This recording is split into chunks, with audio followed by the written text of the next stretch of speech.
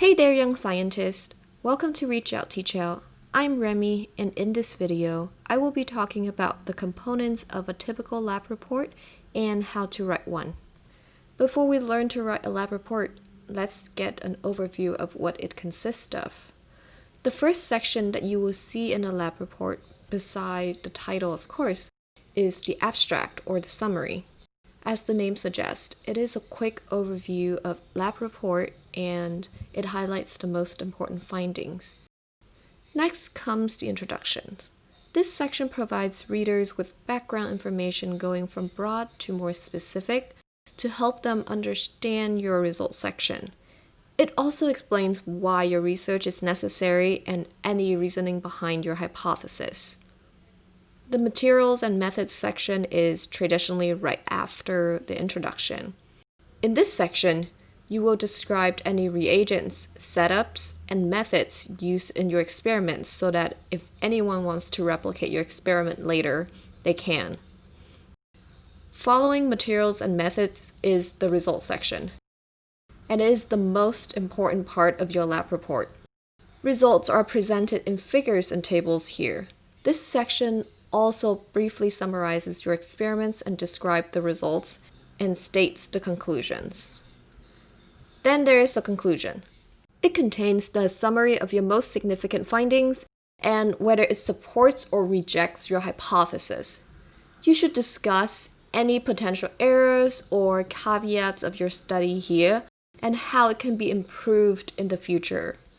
This section can also include a discussion relating your results to published data and a very brief description of future directions.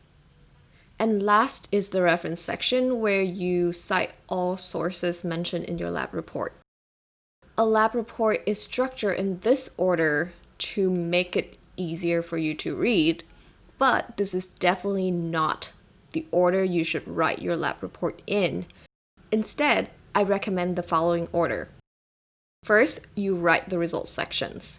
The rest of your report will be based on what you have in this section. Then you can follow with writing materials and methods, conclusion, introduction, summary, and title. Remember to put in-text citation in your report while writing it, so you don't have to come back and add in those citations later. I'll show you how to use a reference generator to generate in-text citation and a reference list later. If you need to make a poster in addition to writing a lab report, I recommend write your lab report first and then pick out important points from your report to use in your poster. Before we go into details on how to write each section of your report, let's go over the general guidelines for scientific writing. Scientific writing must be accurate, brief, and clear, just so that it's easier for readers to follow your logic. Your science can be read by the whole world someday, and not everyone is a native English speaker, so try to choose common words without being too redundant, and please refrain from using flowery language in your lab report. Again, make sure that your word choice is precise to what you're trying to describe.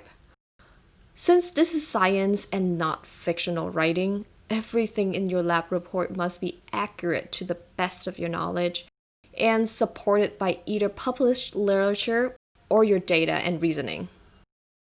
Let's look at an example of a few things you can do to improve your writing. Looking at this sentence without talking about grammar too much, there are a few problems with this sentence. Words like exercise, oxygen, and lactic acidosis were being redundant here. Also, the explanations for the cause of lactic acidosis is not really explained. Let's reshuffling and rewrite this sentence to make it more accurate, briefer, and clearer. When you write your lab report, make it a habit to read through your writing a few times and try to rewrite it using fewer words and make your sentences clearer each time. With everything ready, I'll see you in part 2 of the video to dive deeper into each part of your lab report.